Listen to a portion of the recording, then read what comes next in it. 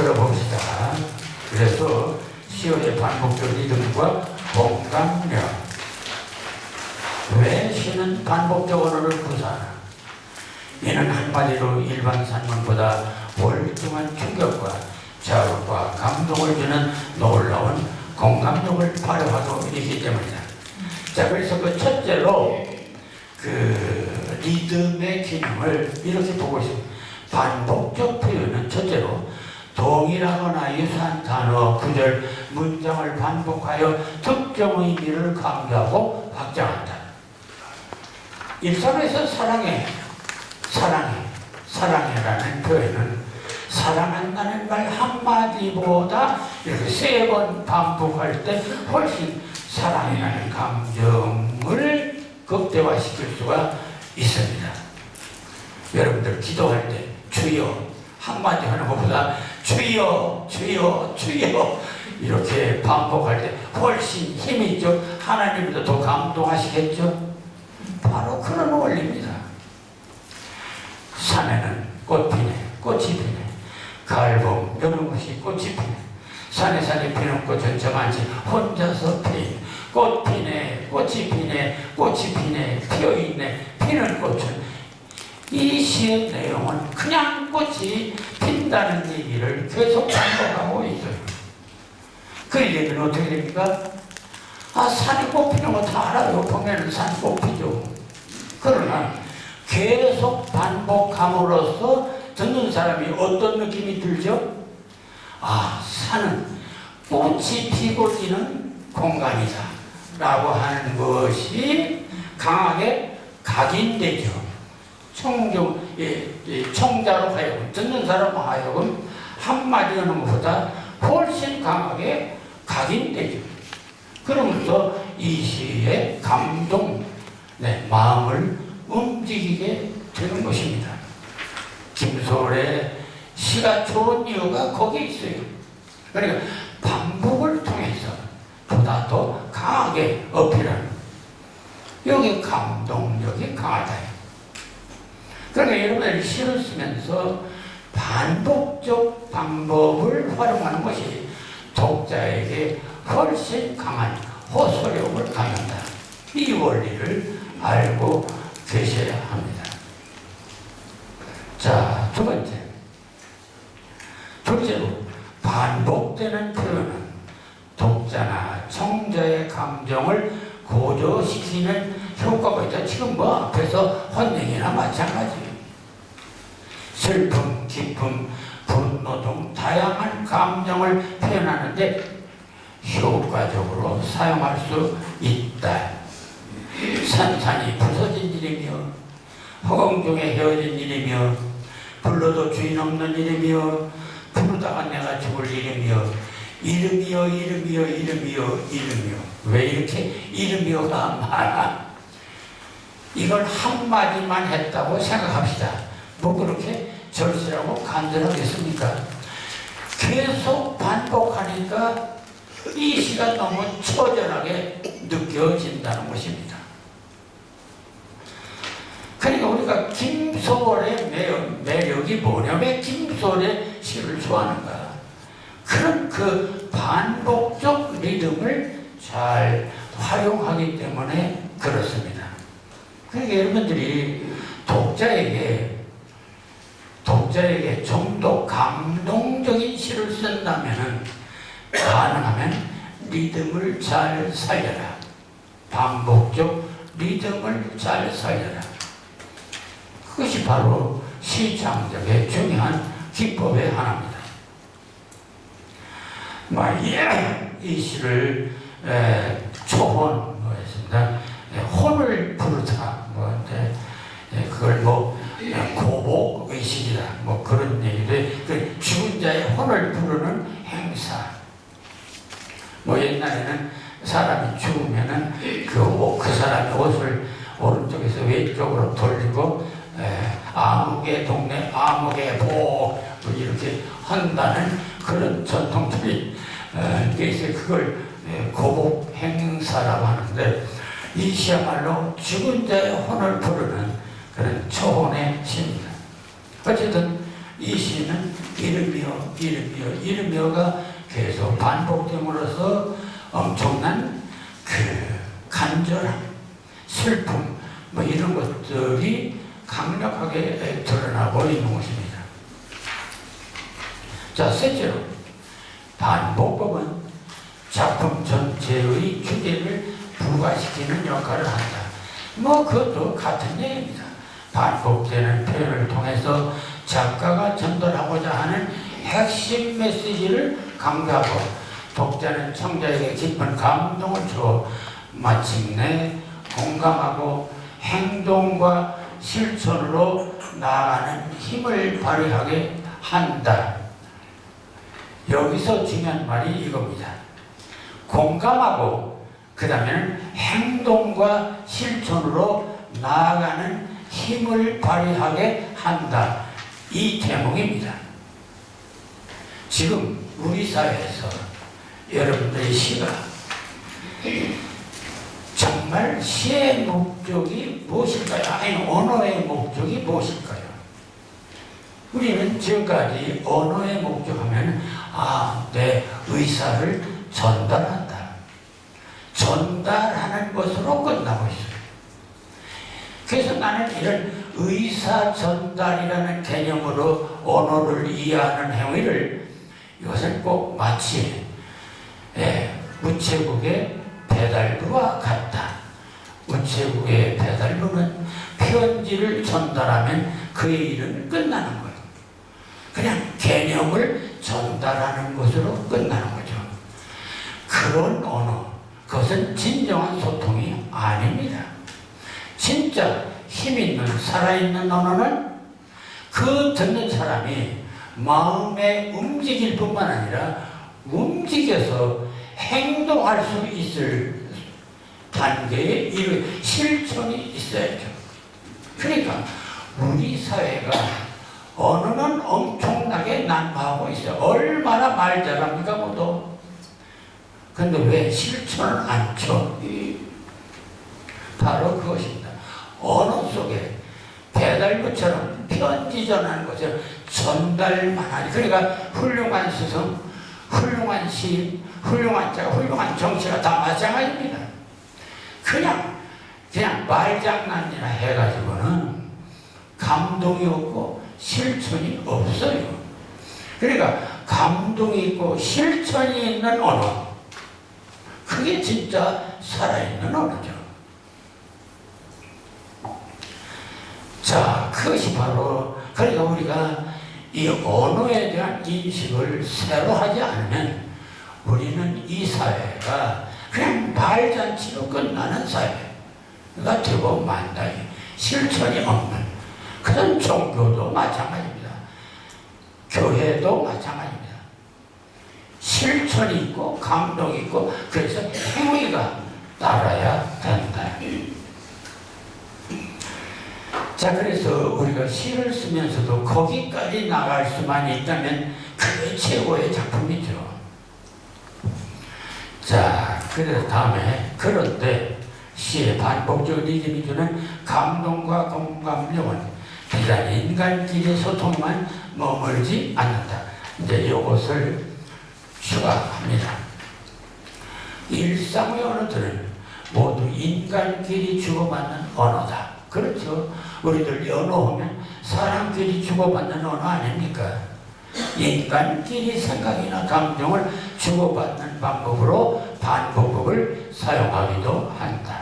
그러나 시의 반복적 리듬은 인간들에게도 강한 충격과 진동을 통해 공감을 극대화하지만 시인은 우주 자연과도 반복적 리듬을 통하여 소통하고 마침내는 초월적인 신적 존재와도 소통하고 공감을 불러일으키는 놀라운 힘을 발휘할 수 있다.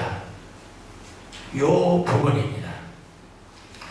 여러분, 글씨 써서 남에게만 감동을 주려고 하는데 시를 써서 나무, 꽃, 하늘, 들, 강, 바람 그들에게도 감동을 줄 수 있다면 네, 여기서부터 이제 신비주의입니다. 불가능한 것이니까. 네, 여기서부터 이제 그게 말이 되는 소리예요. 그러니까 꽃하고 하늘하고 들어오고 강하고 바다하고 그들하고 어떻게 대화를 하느냐 이게. 대화를 하는 정도가 아니라 그들도 감동할 수 있는 시를 쓸 수 있을까? 사실 언어는 인간끼리만 소통하는 약속의 기호이기 때문에 의식이나 감정이 없는 우주 자연이나 초월적인 존재와의 소통은 불가하다는 것이다. 그러나 여기서입니다. 그러나 불가하다고 생각하는 거예요. 상식적으로. 그러나 양자 과학에서 보듯이 우주 만물은 파동이고 시도 파동이다. 그러기 파동은 인간과 우주 만물과 소통할 수 있는 공통의 언어가 된다. 파동으로 말하는 것이라면 파동으로 물질도 파동의 존재고 인간도 파동의 존재라면 공통적인 파동을 가지고 소통할 수 있지 않겠는가 하는 얘기입니다. 시의 반복적 리듬이 우주 자연이나 초월자와 소통이 가능한 원리가 여기에 있다. 네, 이것은 무리일 수 있습니다. 문제는 여러분들이 이것을 양자과학이나 지금까지 이제 원자과학을 쭉 하면서 그렇다, 그게 바로 진리다, 그게 옳다라고 받아들일 수 있다면 한 단계 뭔가 다른 시인이 되지 않겠습니까? 근데 의식적으로 상식적으로 받아들일 수 지금 없죠. 그건 비과학이니까. 그런데 양자과학은 지금까지 비과학이라는 것을 과학적으로 설명하고 있어요. 그러니까 미래 우리들의 삶에서 지금까지 자연과 나는 별개라는 생각, 그러니까 자연과는 소통할 수 없다는 생각, 더구나 초월자와 소통한다? 그게 다 미신이고 그게 예수 믿는 쟁이들의 얘기지. 그게 있을 수 없다. 어떻게 신과 초월자와 소통하냐. 그런 사고를 우리는 대부분 갖고 있어요. 그런데 만일 여러분들이 이 양자역학을 받아들일 수 있다면 그 단계도 받아들일 수 있게 되는 것이 아니겠는가. 자, 이게 대단히 중요한 대목입니다. 그러니까 우리가 한평생 살면서 자연과 초월자 나는 별개다. 그래, 끝까지 별개인 나로 살 것인가? 그들과 내가 소통할 수 있다라고 하는 다 같이 하나라는 의식을 가지고 살다 갈 것인가? 그런 의식을 가지고 시를 쓸 것인가? 그 차이예요. 어떻게 할 것이냐 하는 것입니다. 자, 그래서 나는 그렇습니다. 이 양자역학이라고 하는 우주, 파동의 우주와 파동의 시작을 하면서 그 부분을 이제 단순히 머리로만 익히는 과정이 아니라 내 온몸으로 그것을 느끼면서 인정할 수 있는 단계, 거기까지 간다면 그게 바로 도통한 것 아니겠습니까? 도를 터득하는 것 아니겠습니까? 새로운 진리에 우리가 입성하는 것 아닐까요? 자, 시의 반복적 리듬이 우주 자연이나 초월자와 소통이 가능한 원리, 이것도 우리는 리듬과 리듬 사이에는 가능하지 않겠는가? 해야 솟아라, 해야 솟아라, 맑게 씻은 얼굴 고운해야 솟아라, 산 넘어 오줌을 살라먹고 산 넘어 밤새도록 오줌을 살라먹고 이글 내 뛰는 고운해야 솟아라. 이 사람이 지금 산하고 소통하는 것 아닙니까? 지금까지는 이런 것을 수사법에서 해를 의인화해서 해를 사람처럼 의인화해서 쓴 거다. 이게 의인법이다. 수사학적으로 그렇게 설명을 했어요. 의인법이다. 그런데 나는 그 의인법이니 뭐니 하는 것을 이제 걷어치우라는 거야. 그 다음에도 아니 그냥 해하고 나하고 얘기할 수 있어요. 있어야 되지 않겠냐 이거요. 해를 나의 자정한 친구로 생각할 수 없냐 이거요. 해야 솟아라. 말과 계시전 얼굴 고운해야 솟아라. 산 넘어서 어둠을 살려먹고 산 넘어서 밤새도록 어둠을 살려먹고 이글 애띤 얼굴 고운해야 솟아라. 수사법장 해를 그를 사람처럼 생각하고 어떤 인격을 가진 존재로 생각하고 썼다. 이렇게 얘기하는데 나는 그보다 더 격을 높여서 박두기는 이 해를 정말 자기와 아주 친한 그런 친구 일체감을 느끼며 썼다고 해석하는 것이 훨씬 더 고급스럽다. 이렇게 말하고 싶어요. 그러니까 박두기는 지금 해하고 소통하는 거예요.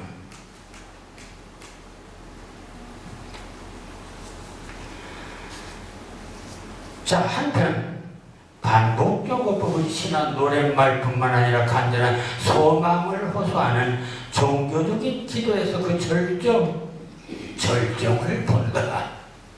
신앙생활은 절대자와의 소통이고 그것은 연약한 인간이 절대자에게 은총을 바라는 간구이거나 절대자의 사랑과 위엄을 찬양하는 것이기에 몇 번이고 반복되는 언어를 통해 자신의 간절한 신심, 믿음을 호소하게 되며 그러한 호소가 마침내 초월자와 교감하는 신비로운 체험에 이르게 되는데 이러한 체험을 민속신앙에서는 접신, 신과 접했다. 강신, 신이 내렸다. 그리고 이러한 상태를 엑스타시라고 말합니다. 그런 그 신과 접촉한 그런 초자연적 상태. 여러분들 이렇게 무당이 한참 이렇게 이제 주문을 내지 않습니까? 여러분들 주문이 뭐예요? 똑같은 말을 계속 반복합니다.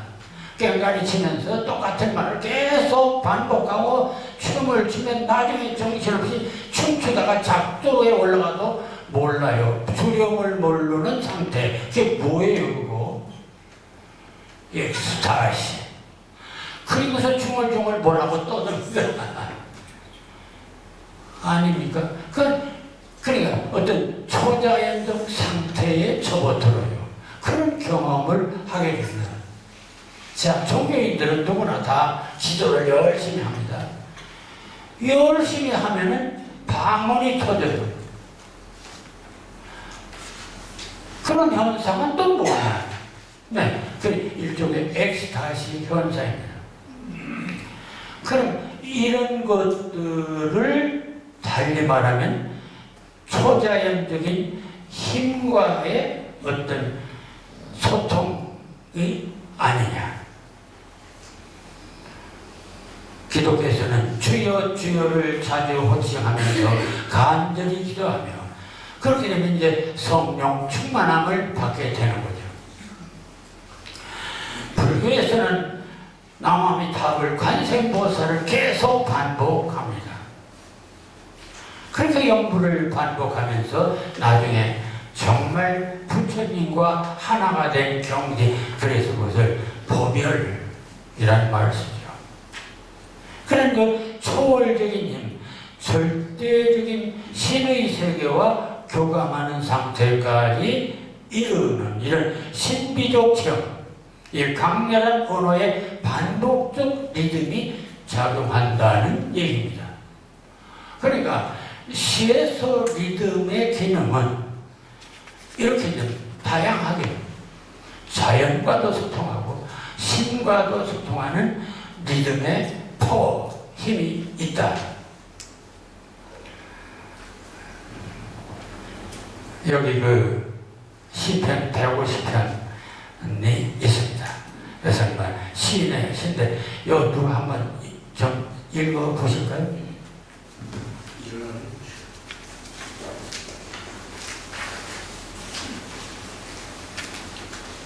무릎에 관한 시편 150편 거기 할렐루야.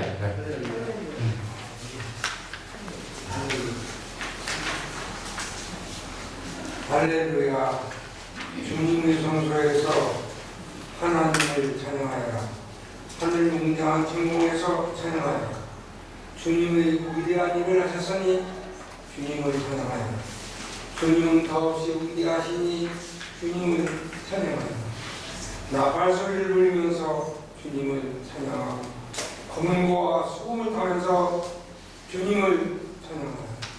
소고치며 춤추면서 주님을 찬양하고 현금을 듣고 피 불면서 주님을 찬양하여 오묘한 소리 나는 재금을 치면서 주님을 찬양하고 큰 소리 나는 재금을 치면서 주님을 찬양하여 숨 쉬는 사람마다 주님을 찬양하여. 네, 감사합니다. 네, 할렐루야. 자, 이거 보세요. 할렐루야, 할렐루야로 끝나면서 찬양하라. 그러니까 시 한 편 속에 주님이란 말이 12번, 찬양하여라가 13번이 들어갑니다. 그러니까 이러한 주님, 주님, 주님, 찬양하여라, 찬양하여라, 찬양하여라. 우리가 하나님을 찬양하는 방법은 시편 150편으로 다 끝난 거요. 그러니까 이러한 그 방법, 그러니까 이런 강렬한 반복을 통해서 신과 교섭하는 단계에 이르게 되는 것이죠. 그래서 이 시에서 보면은 이런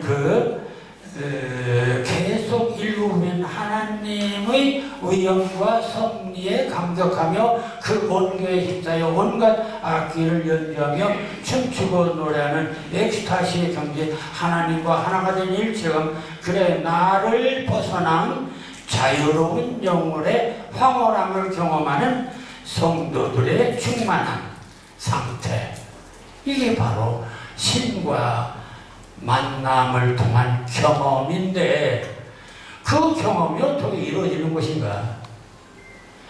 모든 소통은 예를 들어서 무당은 주문이라고 하는 문장을 통해서 주문을 계속 해야죠. 그 반복함으로써 소통하게 됩니다. 기도도 반복 효과가 있습니다. 불공도 마찬가지입니다. 그러니까 이 종교적인 행위에서 가장 중요한 것이 리듬, 반복입니다. 자, 그렇다면 시에서 반복적 리듬을 창조하는 일은 단지 시의 인습적, 장르적 형식이거나 관습이 아니라 인간과 인간의 교감, 우주 자연과의 교감, 나가 초월자 신과의 교감을 가능케 하는 소통의 놀라운 도라는 사실을 알게 된다. 이러한 리듬의 도를 깨닫고 시를 쓰는 경지가 바로 프로 시인이라고 할 수 있지 않겠는가.